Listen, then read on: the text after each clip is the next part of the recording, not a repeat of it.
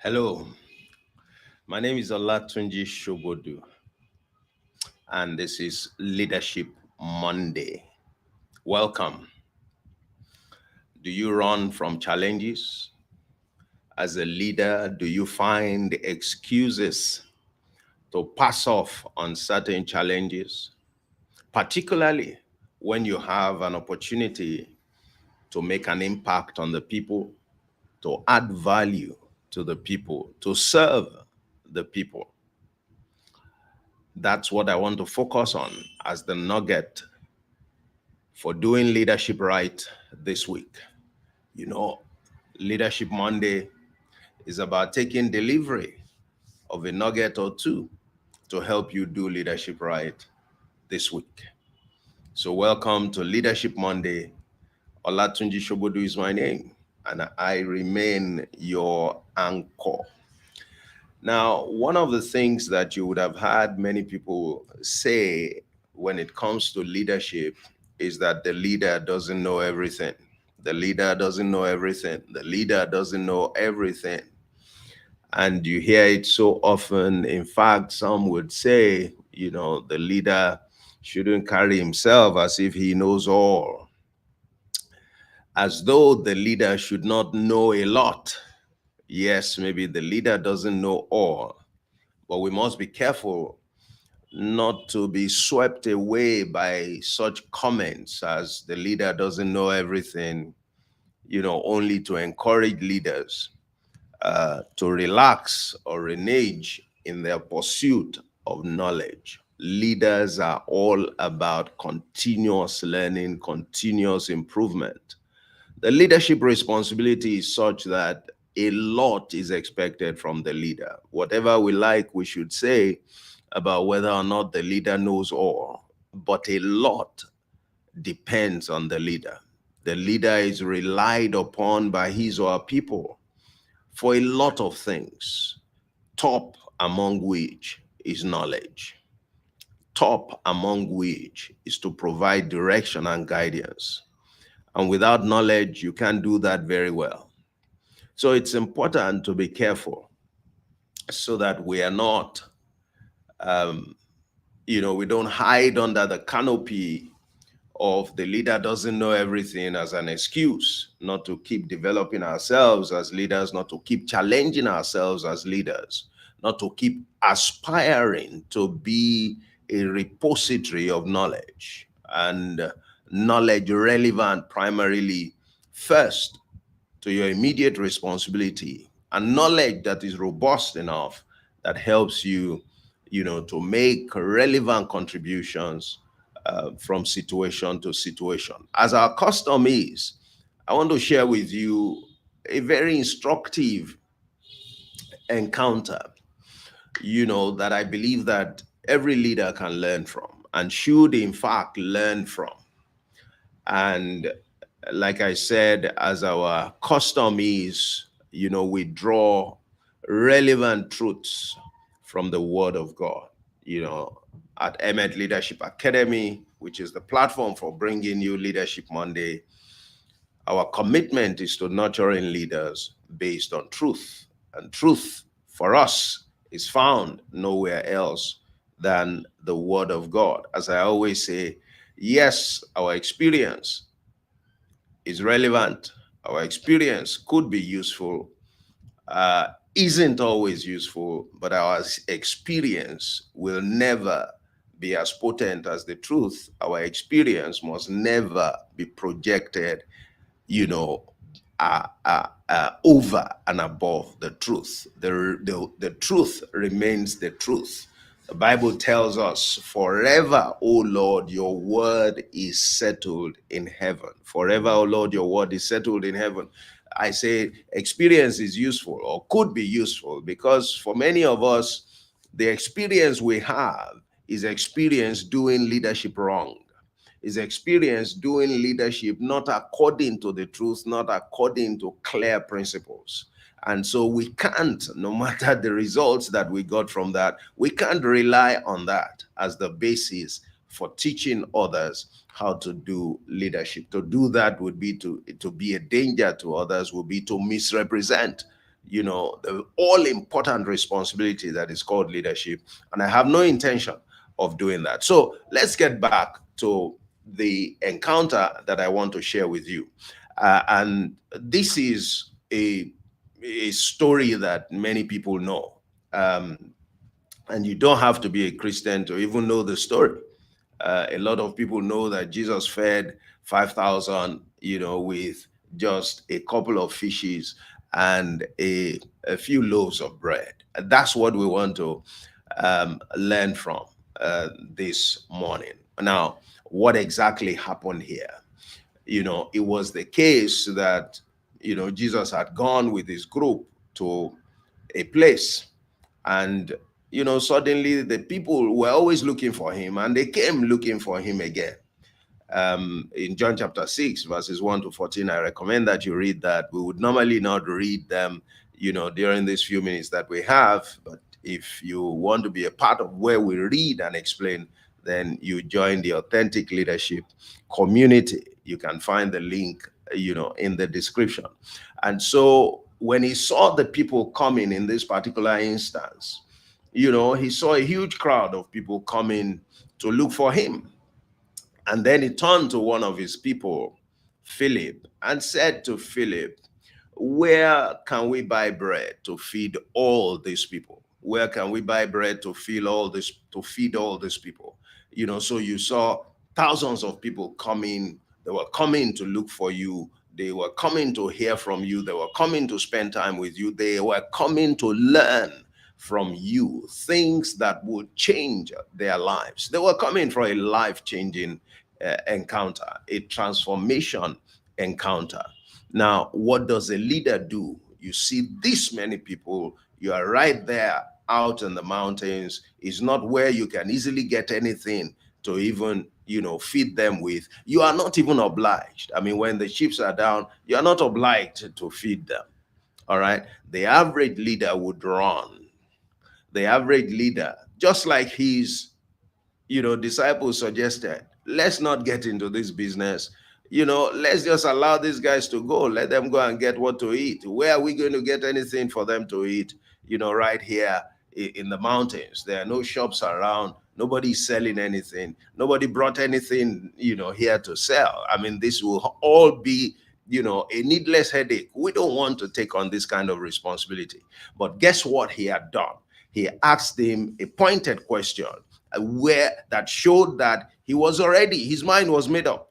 As a leader, his mind was made up that we're going to have to serve these people. These people came looking for us, and we must rise to the occasion.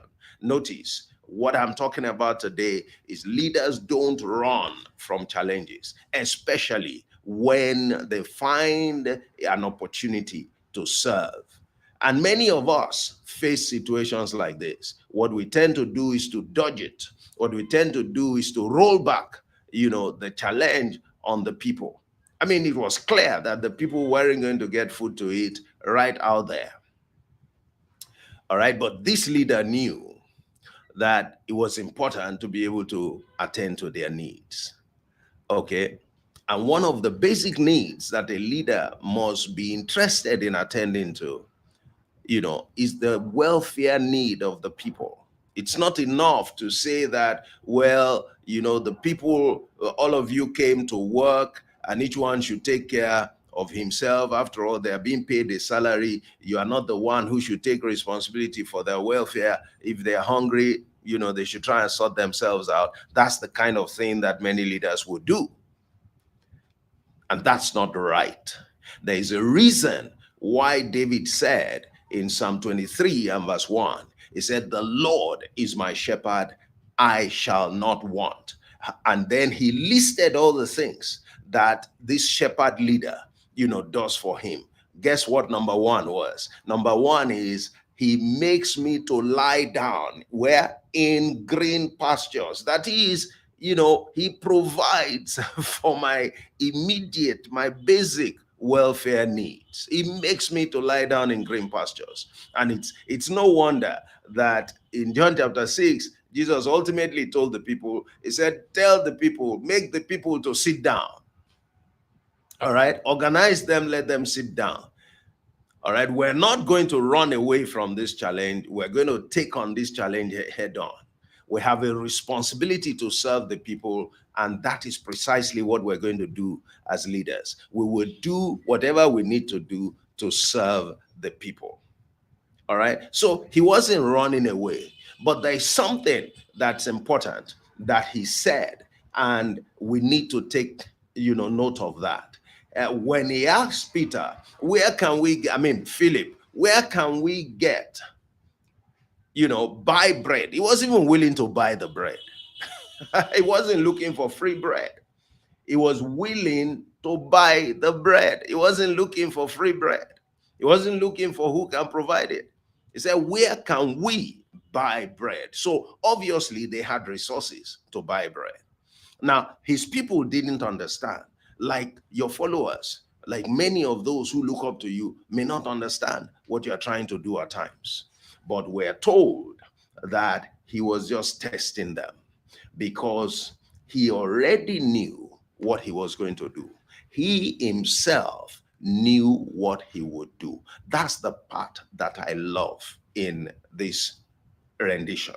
He himself knew what he would do. As a leader, he himself knew what he would do. So I say to people, okay, yes, the leader may not know everything. The leader isn't expected to know everything, but the leader should always strive to know a lot and to know enough to be able to solve the problems that he or she faces, with his team.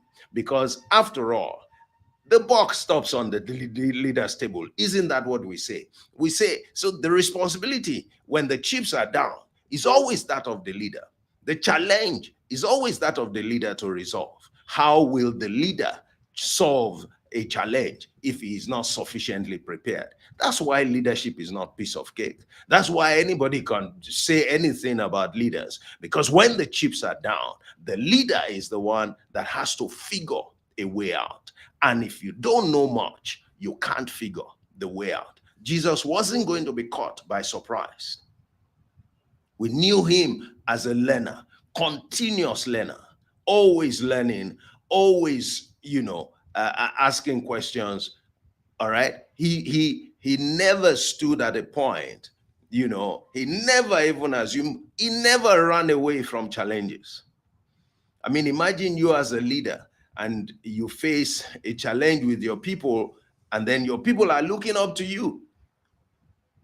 How do we get out of this situation? How do we handle this situation?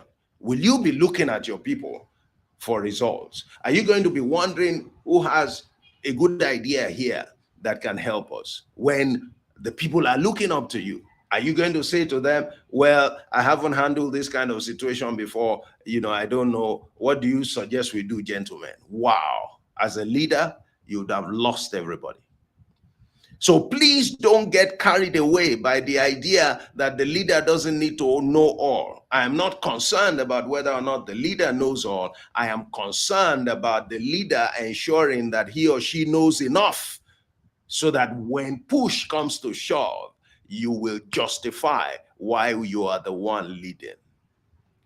In the face of challenges, you can't abdicate responsibilities. You can't run away from the challenges. You can't look to those who are looking to you to be the ones to resolve the issue. Because the moment you do that, then you are no longer the leader. Let's be frank. The moment that happens, somebody else is the leader. Somebody else is the leader. Jesus said here, he said he himself knew what to do. How did he know what to do?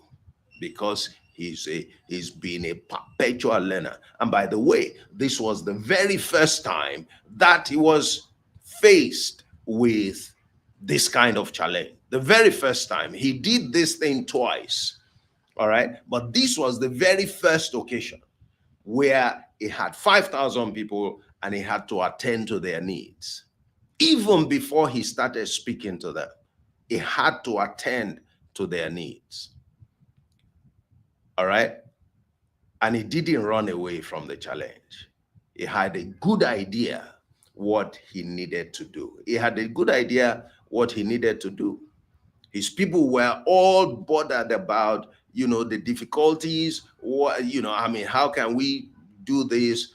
How is, even if we had so much money, it would take really a lot of money to buy all the bread, assuming we could even get the bread. It would take a lot of money to buy all the bread, that will feed all of these people. All right. And, he didn't pay attention to that. In the situation, in the face of challenges, the leader did not pay attention to excuses. He didn't pay attention to negative pronouncements. He didn't pay attention to people who were going to create the fear in him. He didn't pay attention to people who had no understanding or whose ideas were at variance, people who were more disposed to running away from the situation than handling the situation and resolving it. All right. And he basically took charge. And interestingly, at some point, one of them figured, oh, there is somebody that has some few loaves of bread here and a couple of fishes. And, the rest, as they say, is history, because he was able to feed them. He did what he knew would address the matter, and everyone there was served. Everyone ate to their fill, and they even picked up, leftovers. There were leftovers, there were wastage. It wasn't that they could eat them, but he still told his people to pick them up. And at the end, we're told that they picked up about 12 baskets full of leftover bread and fish. All right. Now, is a story for another day. How come they picked up so much, and how come they even picked up leftovers in the first instance? But that says something or some other characteristics, about a true leader. So this is leadership in action. And so I want to challenge you today, as your nugget for today. Remember, leaders don't run from challenges, and especially when it involves being of service to the people, when it involves meeting the needs of your people. Leaders are sent to meet the needs of their people as a primary consideration, as a top priority. Isn't it interesting that when Jesus taught us how to pray, one of the very first things that he told us to ask for is, give us this day our daily bread. All right? That tells you that as a leader, it's not all about stories. You have, and it's not all about demanding what the people can do for you. You must be committed to meeting the basic needs of the people. And if it portends or presents a challenge to you, then it's a challenge that you must take on head on. Whenever there is an opportunity to serve the people, whenever the people rely on you at a critical moment, a leader must do everything to rise to the occasion and to resolve the issue at hand. That is what qualifies you to be a leader. That is part of your mandate as a leader. It comes with the territory. So don't run. Leaders don't run from challenges. As you go into this week, don't run from challenges. Embrace the challenges. Do the needful. Do your best. Mobilize your people the same way that Jesus mobilized his people. And you discover that with your team, great things can happen. Great things can happen. Ideas say that Jesus himself may not have known that there was a small boy somewhere around who had some fishes and loaves of bread, but he believed.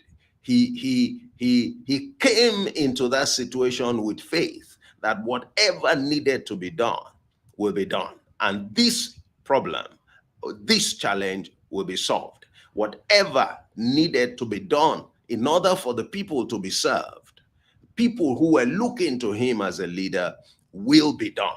And at the end of the day, he was able to crack the issue, and the people acknowledged truly that he was a leader. Because when you read down up to verse 14, we're told that when the people saw him, do these things, when they saw the way he handled this challenging situation, they had to acknowledge. They said, truly, this is a prophet indeed. Is a prophet that we have been expecting. Now, the prophet is a type of leader. If you want to understand that, go to Ephesians 4 and verse 11. You say, he gave some apostles, prophets, evangelists, teachers, and pastors for the perfecting of the saints. You from that you have an idea. I mean, some interpretations use the word leader expressly. He gave these categories of leaders, for the benefit of the church. So here it was the people acknowledged by the way he handled the situation at hand, that truly this man is a leader. Truly this man is a leader. And so you understand why people keep following him. You understand why people keep looking up to him to learn and to benefit from him. And that is what you and I are called to do as a leader. I hope that as you go into this week, your perspective will change. The way you come into your leadership responsibility will change. And for those of you who are still looking up to your leaders, you know what to expect from your leaders. And you begin to prepare yourself right now, because when you do get into a leadership position, these are the things that you'll be expected to do. But you also learn, how to prepare yourself so that in these kinds of situations, you can rise up truly, and project yourself as the leader who is capable and upon whom the people can depend. That's the nugget for this week. If you need help, from me in any area of leadership, send me an email, contact me, or go through look at some of the programs that I highlighted in the description, and you can reach out to me. We have different programs that can benefit you, strengthen your capacity to lead. And for those who need coaching, personal mentoring, reach out to me. I offer that for, a few people, every year. And let's talk. I'm sure. Let's see whether we can work together. So that's it for today. Don't forget, it's Leadership in 30 Minutes. On Thursdays, I come to you, and on Thursdays, we'll be talking about something else, some other aspect of leadership. We'll spend a bit more time exploring leadership issues.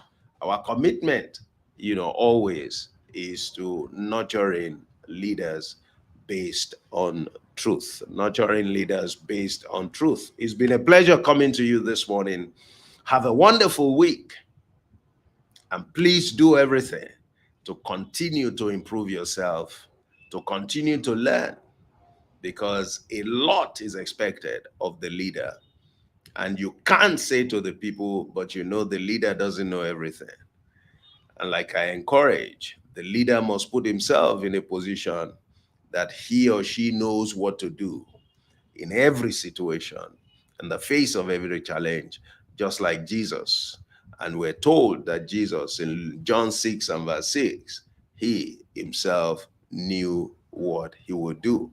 In John chapter 2, when his mother was telling the servants, that this man can help you, he said to them, whatever he tells you to do, do it. Now, so you see that there's so much that is expected, from the leader. And it takes a lot of work, of development, personal development for the leader to get himself into that point and to remain perpetually at that point. That's when your leadership can be relevant, can be potent. That's when people can truly look up, to you for guidance, for direction. So, like the caption says today, don't run. Don't run from challenges. Don't try to parry them, just because you are afraid or you are not sure how this is going to pan out. All right? Take on the challenges, do the needful, and I guess you'd even surprise yourself how things turn out in the process. Once again, thank you for joining me this morning. My name remains Olatunji Shobodu, and it's been Leadership Monday. Enjoy the rest of your week. God bless you, and bye-bye.